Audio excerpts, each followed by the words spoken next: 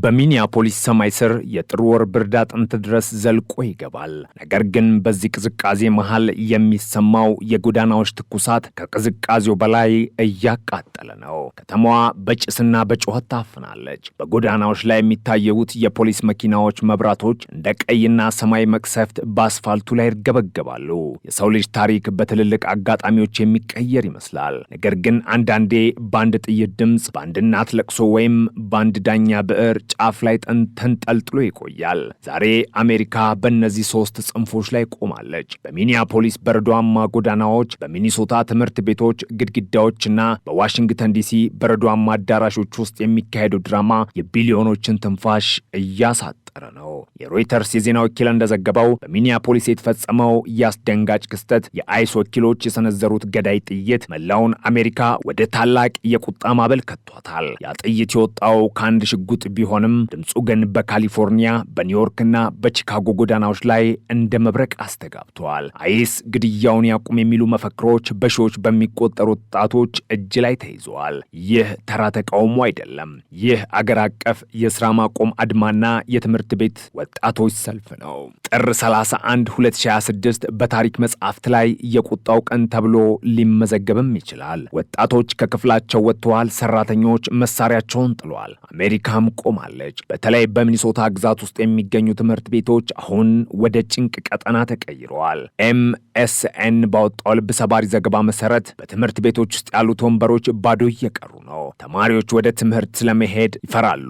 አባቴን ይወስዱት ይሆን? እናቴ ትመለስ ይሆን? የሚሉ ጥያቄዎች በሕፃናት አእምሮ ውስጥ እየተመላለሱ ነው። አስተማሪዎች አሁን የሂሳብ ወይም የሳይንስ ትምህርት ሳይሆን የሕፃናትን እንባ ማበስና ስነ ልቦናዊ ድጋፍ መስጠት ዋና ስራቸው ሆኗል። አይስ የሚያካሄደው መጠነ ሰፊ አሰሳ በትምህርት ቤቶች ግድግዳ ውስጥ ያለውን ሰላም ነጥቆታል። ሕፃናት በሚጫወቱባቸው መናፈሻዎች አቅራቢያ የሚታዩት ጥቁር መኪናዎች የሞት ጥላ ሆነውባቸዋል። በዚህ ሁሉ ግርግርና ስቃይ መሃል ግን አንድ የፍትህ ብርሃን ከዩኤስ የፌዴራል ፍርድ ቤት ወጣ።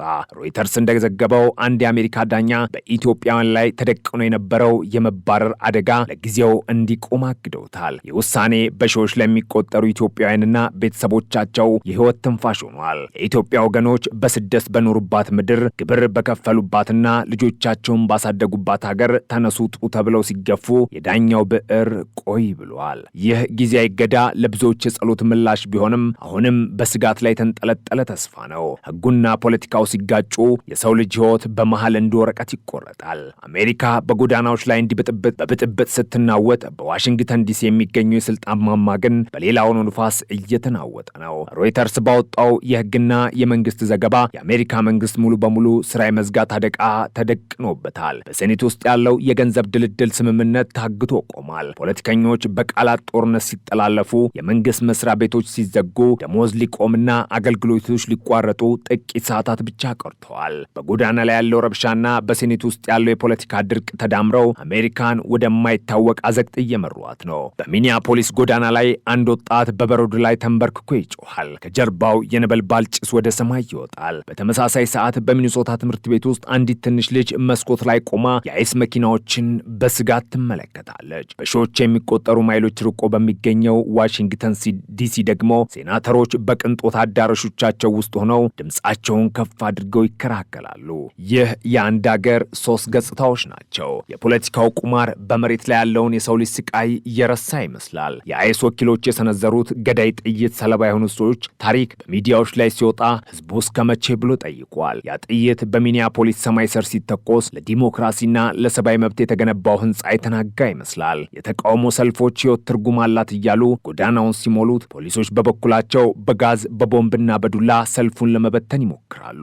የጥር 31 ሀገር አቀፍ ተቃውሞ የአሜሪካን ውስጣዊ ስብራት ለዓለም አሳይቷል። በትምህርት ቤቶች ውስጥ ያለው ሁኔታ ግን ይበልጥ ያሳዝናል። ትምህርት ቤቶች የእውቀት መገበያያ መሆን ሲገባቸው አሁን የፖለቲካ ሰለባ የሆኑ ህጻናት መደበቂያ ሆነዋል። ሮይተርስ እንደገለጸው ትምህርት ቤቶች ክራይስ ሞድ ውስጥ መግባታቸው መምህራን ተማሪዎቻቸውን ከአይስ ወኪሎች ለመጠበቅ መረጃ አንሰጥም እስከ ማለት ደርሰዋል። ወላጆች ልጆቻቸውን ወደ ትምህርት ቤት መላክ አቁመዋል። ይህ ማለት የአንድ ትውልድ ትምህርትና ስነ ልቦና በፖለቲካዊ ግጭት ምክንያት ምክንያት እየፈረሰ ነው ማለት ነው። በዚህ ሁሉ ጨለማ ውስጥ የኢትዮጵያን ጉዳይ ሌላ ታሪክ ይናገራል። አሜሪካ ለብዙዎች የነጻነት ምድር ነበረች። ነገር ግን በቅርብ ጊዜ የወጡት ፖሊሲዎች ስደተኞችን እንደ ወንጀለኛ ሲቆጥሩ በኢትዮጵያን ላይ የተላለፉ የመባረር ውሳኔ ብዙ ቤተሰቦችን ለሁለት ሊከፍል ነበር። ያዳኛ የሰጠው ጊዜ እገዳ ፍትህ ገና እንዳልሞተች የሚያሳይ ምልክትም ነው። ነገር ግን ይህ እገዳ ለምን ያህል ጊዜ ይቆያል? በሚቀጥለው የፍርድ ቤት ቀጠሮ ምን ይወሰናል የሚለው ጥያቄ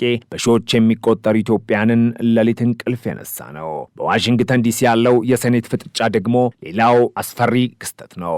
መንግስት ስራ አቁመ ማለት ለድሆች የሚሰጠው የምግብ እርዳታ ይቆማል፣ የጤና አገልግሎቶች ይስተጓጉላሉ፣ እናም ሀገሪቱ በግርግር ውስጥ ወድቃለች ማለት ነው። ፖለቲከኞቹ በገንዘብ ድልድሉ ላይ መስማማት ያቃጣቸው ለህዝብ ጥቅም ሳይሆን ለፖለቲካ የበላይነት እንደሆነ ብዙዎች ይተቻሉ። ይህ የመንግስት መዘጋት አደጋ በጎዳና ላይ ካለው ብጥብጥ ጋር ተዳምሮ አሜሪካን በታሪኳ አይቶ ወደማታውቀው ቀውስ ሊከታት ይችላል። ጥር 31 2026 ሰዓቱ እኩለ ሌሊት እየተቃረበ ነው። በሚኒያፖሊስ ጎዳናዎች ላይ ያለው እሳት ገና አልጠፋም። የሰልፈኞቹ ድምፅ እየራቀ ቢሄድም በልባቸው ውስጥ ያለው ቁጣ ግን እንደ ረመጥ ይፋጃል። በትምህርት ቤቶች ውስጥ ያሉት መብራቶች ጠፍተዋል። ነገር ግን ነገ ተማሪዎች ይመጡ ይሆን የሚለው ስጋት በግድግዳዎች ውስጥ ያስተጋባል። በኢትዮጵያን ቤት ውስጥ ሰዎች በዳኛ ውሳኔ ተደስተው ሻማ ቢለኩሱም ሻማው ሲጠፋ ግን የነገው ስጋት አብሮ ይመጣል። በዋሽንግተን ዲሲ በሴኔቱ አዳራሽ ውስጥ መብራቶቹ አሁንም እንደበሩ ናቸው። ፖለቲከኞችም አሁንም ይከራከራሉ።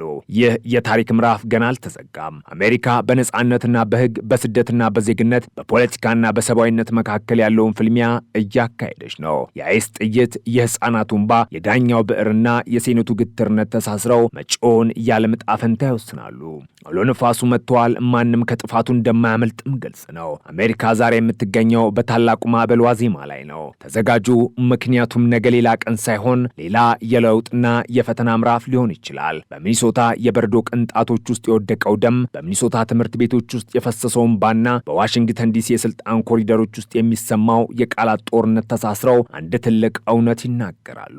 እውነትም የሰው ልጅ ፍትህን ሲጠማ ህግን ሲፈራና ሆዱን ሲራብ ዝም አይልም። የጥር 31 ታሪክ የአንድ ቀን ታሪክ አይደለም፣ የዘመናት ስብራት ውጤት ነው። የኢትዮጵያውያኑ የፍትህ ተስፋ፣ የተማሪዎች የነጻነት ጥያቄና የሰራተኞቹ የሥራ ማቆም አድማ በአንድነት ሆነው ለውጥ እንፈልጋለን ይላሉ። አሜሪካ ሆይ የጥፋት ደመናው አጥልቷል። በሴኔት ውስጥ ያለው የገንዘብ ድልድል ካልተሳካ በጎዳናው ላይ ያለው ረብሻ ይባባሳል። የአይስ ወኪሎች እርምጃ ካልተገደበ የትምህርት ቤቶቹ ቀውስ አይቆምም። የዳኞች ውሳኔ ዘላቂ ካልሆነ የሺዎች ሕይወት ይበላሻል። ይህ የሰንሰለት ምላሽ ነው። አንዱ ቦታ የተሰበረው ፍትህ ሌላ ቦታ ሰላምን ይነሳል። ታሪክ አሁንም እየተጻፈ ነው። የአሜሪካ የህሊና ፈተና ቀን ደርሷል። ያ የሚኒያፖሊስ ጎዳና ጸጥ ሲል ያቺ በሚኒሶታ ትምህርት ቤት መስኮት ላይ ነበረች ልጅ እንቅልፍ ሲወስዳት፣ እናም በዋሽንግተን ያለው ሴኔት በሩን ሲዘጋ ዓለም ትንፋሿን ውጣ የነገውን ፀሐይ ትጠብቃለች። ፀሐይዋ የሰላም ይሆን ወይም የጥፋት የሚታየው በነገው እርምጃ ነው። አውሎ ነፋሱ መጥቷል። ማንም እንዳይተርፍ አድርጎ እየመጣ ነው። ተዘጋጁ። ታሪክ በደጃፋችን ቆሟል። የትረካ የሚያሳየው የወቅቱን እውነተኛ ገጽታ ነው። ሮይተርስና ፎክስ ኒውስ እንደዘገቧቸው ተራ ዜናዎች አይደሉም። የሰው ልጅ ህይወት መስታወቶች ናቸው። በአሜሪካ የሚገኙ ኢትዮጵያን ወንድሞቻችንና እህቶቻችን፣ በሚኒሶታ የሚገኙ ተማሪዎችና በመላው አሜሪካ ያሉ ዜጎች የሚጋሩት አንድ ትልቅ ስጋት አለ። እሱም የነገው እርግጠኝነት ማጣት። በዳኛው የተገኘው የኢትዮጵያን ድል ላፍታ ቢሆንም የፖለቲካ አውሎ ነፋስ ግን አሁንም እንደቀጠለ ነው። ይህ ቀን በታሪክ የሚታወሰው የሰላም ድርድሮች በከሸፉበት፣ የመንግስት በጀቶች በታገዱበትና ህዝብ በጎዳናዎች ላይ በወደቀበት ወቅት ነው። አይስ የሰነዘረው ጥቃት የአሜሪካን የሰብአዊ መብት ካባ የገፈፈ ይመስላል። ትምህርት ቤቶች ወደ ጦርነት አውድማነት ሲቀየሩ፣ የአገሪቱ ወደፊት ተስፋ የሆኑ ህጻናት በፍርሃት ተቆልፈዋል። በዋሽንግተን ያሉት መሪዎች ግን አሁንም በስልጣን ቁማር ተጠምደዋል። ታሪክ የሚቀጥለው በጎዳናዎች ላይ ሳይሆን በእያንዳንዱ ሰው ልብ ውስጥ ነው። ፍትህ አለ፣ ሰላምስ መች ይመጣል የሚሉት ጥያቄዎች መልስ የሚፈልጉት ከፖለቲከኞች ሳይሆን ከህሊና ነው። በሚኒያፖሊስ የተቃጠለው እሳት ምናልባትም ነገ ይበልጥ ይነድ ይሆናል። በትምህርት ቤቶቹ የተሰማው ለቅሶ ምናልባትም ነገ ወደ ጩኸት ይለወጥ ይሆናል። በዳኛው የተሰጠው እገዳ ምናልባትም ነገ ይነሳ ይሆናል። ነገር ግን ዛሬ በዚህ ሰዓት አሜሪካ በታሪክ መገንጠያ ላይ ቆማለች። ዩኤስኤስ አብርሃም ሊንከን በባህር ላይ ሳይሆን አሜሪካ ራሷ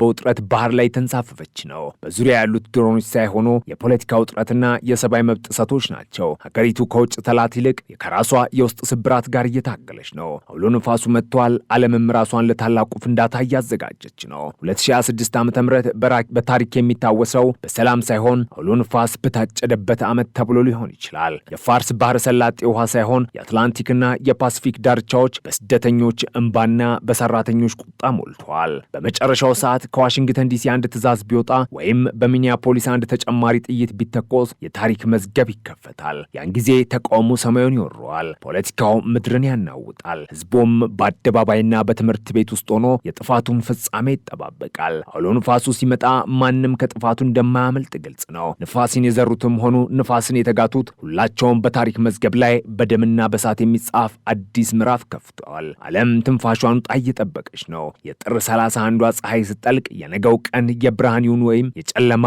ማንም አያውቅም። አውሎ ንፋሱ አሁን ደርሷል። በዚህ ሁሉ ግርግር መሃል በትምህርት ቤቶች ውስጥ ያሉት መምህራን ለተማሪዎቻቸው የሚሰጡት ተስፋ ብቻውን በቂ አይደለም። ህፃናቱ በሚያዩት ነገር ይፈርዳሉ። ዩኒፎርም የለበሱ ሰዎች ሰውን ሲተኩሱ ሲያዩ የህግ የበላይነት የሚለው ትምህርት ዋጋ ያጣል። በሚኒሶታ ትምህርት ቤቶች የተከሰተው ቀውስ የትምህርት ቀውስ ብቻ ሳይሆን የሞራል ቀውስ ጭምር ነው። ሀገር ልጆቿን መጠበቅ ካቃታት የወደፊቱ ተስፋዋ የታለ?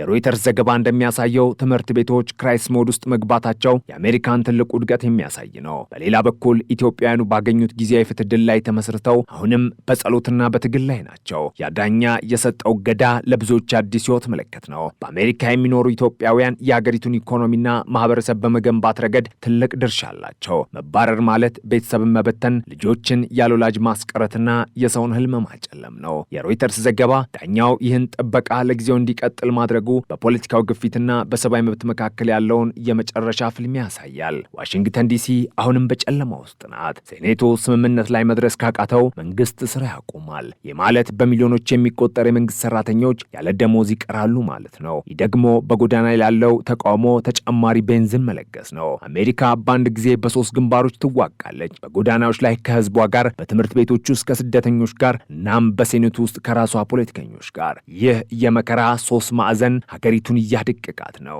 ታሪክን ወደ ኋላ የሚመልስ ወይም ወደፊት የሚያራምድ ወሳኝ ቀን ላይ ተደርሷል። የአይስ ወኪሎች የሰነዘሩት ጥይት፣ የህፃናቱ ፍርሃት፣ የኢትዮጵያውያኑ ስጋት እና የሴኔቱ ግትርነት ተዳምረው አሜሪካን የፈተና አውድማ አድርጓታል። አውሎ ንፋሱ ወጥቷል። ዓለምም ራሷን ለታላቁ ፍንዳታ እያዘጋጀች ነው። አሁን ያለው ጸጥታ ከማዕበሉ በፊት ያለ የመጨረሻ ጸጥታ ነው። አውሎ ንፋሱ ሲመጣ የታሪክ መዝገብ በደምና በእሳት ይጻፋል። ዓለም ሆይ ተዘጋጂ፣ ምክንያቱም አውሎ ንፋሱ ማንም እንዳይተርፍ አድርጎ እየመጣ ነውና። አውሎ ንፋሱ አሁን ደርሷል።